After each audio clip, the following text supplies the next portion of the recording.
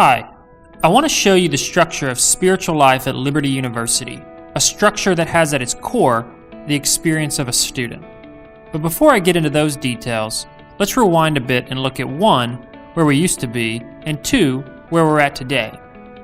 In the spring of 2015, if you looked at the landscape of spiritual life at Liberty, you'd have found that there were 4 primary departments, 4 vice presidents, if you will, that were responsible for just about all the co-curricular spiritual life activity of the school.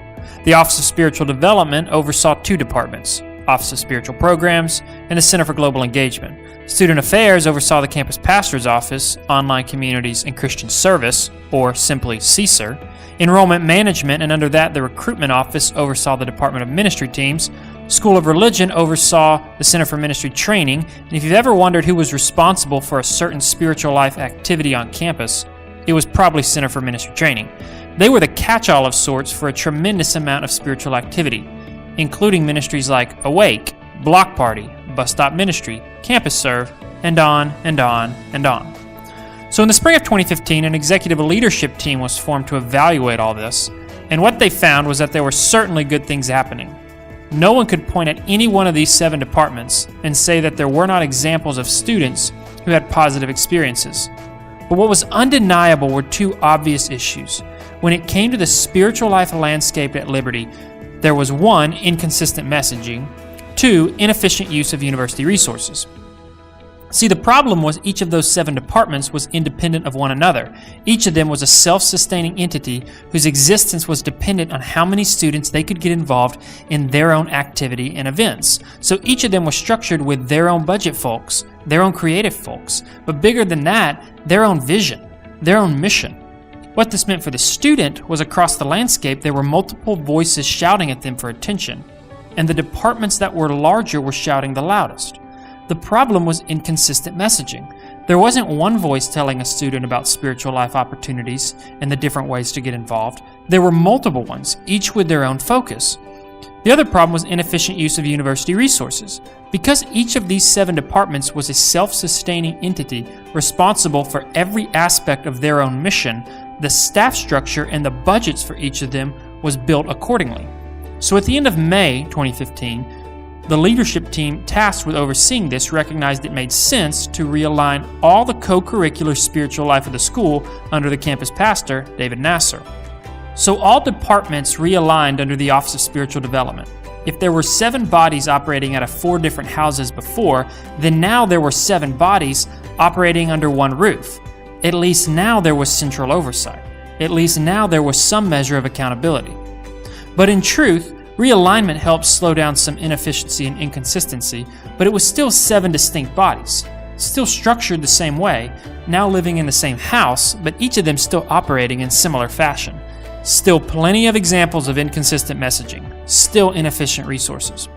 The bigger vision, though, was to centralize spiritual life so that there were not 7 bodies, but instead one body with different parts, all serving the bigger picture. And that bigger picture is, of course, the student. So the current structure of spiritual life doesn't look like this. It looks like this.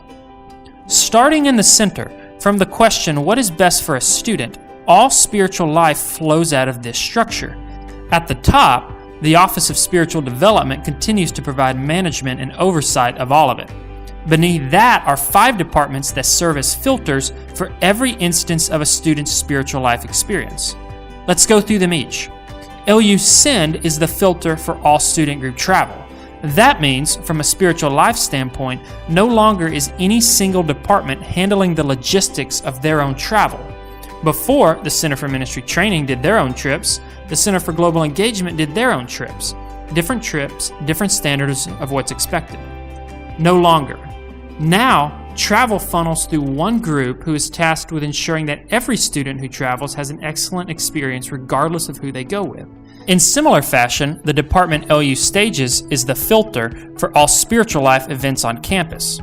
Previously, the Office of Spiritual Programs had a certain standard of excellence for an event like Campus Community, but that same standard was not applied to a department like Campus Pastors when they held an event on campus. So instead of different departments doing different events, one department, LU Stages, is tasked with ensuring every event, from convocation to a weekend retreat, is done at an acceptable level of excellence. LU Serve, on the other hand, is a completely reimagined vision of student service and how to account for it.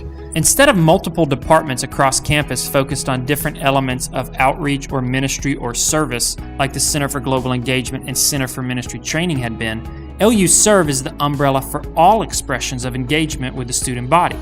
So within its oversight is a local and domestic office and an international office, each of which is tasked with being the primary catalyst for developing opportunities for students to engage their world.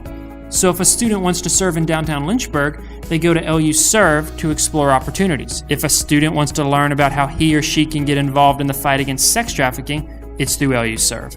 And if a student goes and spends the summer serving abroad at a youth camp in Cambodia, it's LU Serve.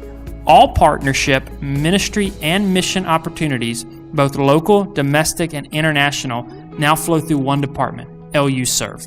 Additionally, under the previous system, Christian Service, or CSER, service was mandated as a graduate requirement.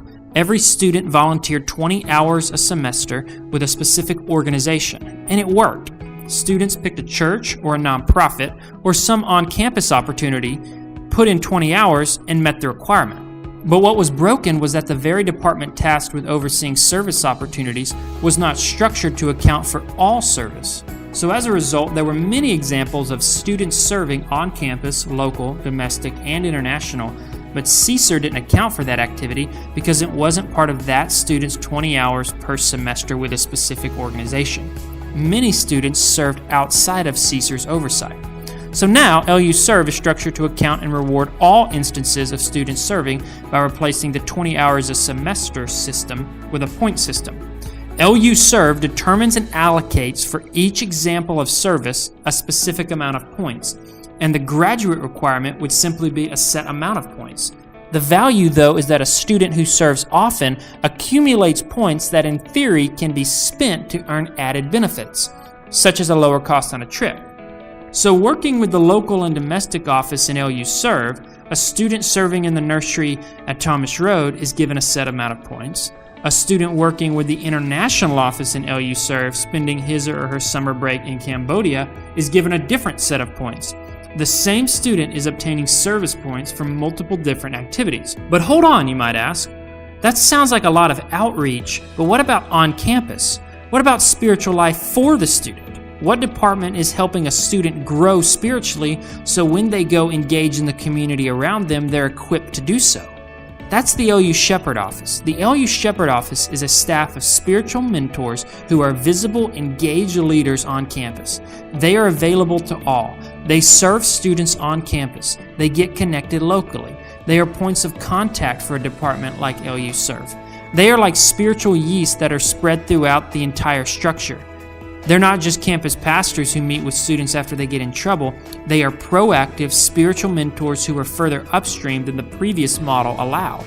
Additionally, within the LU Shepherd oversight are all 1,400 student leadership positions of a spiritual nature, 250 student shepherds, and 1,100 plus community leaders. These are spiritual mentors in residential halls, living among students, serving as eyes and ears for the LU Shepherd Office. They are an army of spiritual leaders spread throughout the student body to ensure no one falls through the cracks of discipleship, development, and growth. In similar fashion, the Liberty Worship Collective is a new vision of worship. Instead of different bands with their own identity, like in the past with the Department of Ministry teams, Exodus, Crimson Flood, there is now one distinct worship collective that is available to the entire campus and is also promoting liberty at a high level of excellence in their travel. One group called the Worship Collective, Different Expressions. And finally, the Center for Online Engagement is the online platform tasked with sourcing all spiritual resources and activities offered to residential students and offering comparable resources for the online community. It blankets all of spiritual life, asking the question, how are we reaching our online population with these same resources? Now, notice that in the new model, none of the previous 7 departments even exist, because instead of 7 different departments that are each responsible from conception to delivery for their own product, this structure divides up spiritual life into departments that each have a specific role in the process. It's one collective body working together at multiple stages with an appropriate system of checks and balances. Why this model? because it solves those two big problems we talked about earlier. One, inconsistent messaging. There's not 7 departments shouting for attention. There's now one voice showing all the different ways students can get involved. And there's not inconsistent branding. There's one brand with multiple different expressions of that brand. 2, inefficient resources. In this new model, it's one body where the parts are all dependent on one another. There's no need for 2 departments to have overlap of assets, resources, or staffing. The system of checks and balances is what ensures the message is consistent and the resources are efficient. In this new system, we're able to account for all instances of spiritual life on campus. That's spiritual life at Liberty. It's cleaner, it's efficient, it's consistent. Perhaps most important, it's actually scalable to account for any number of students that pass through our doors. Because that's the ultimate goal.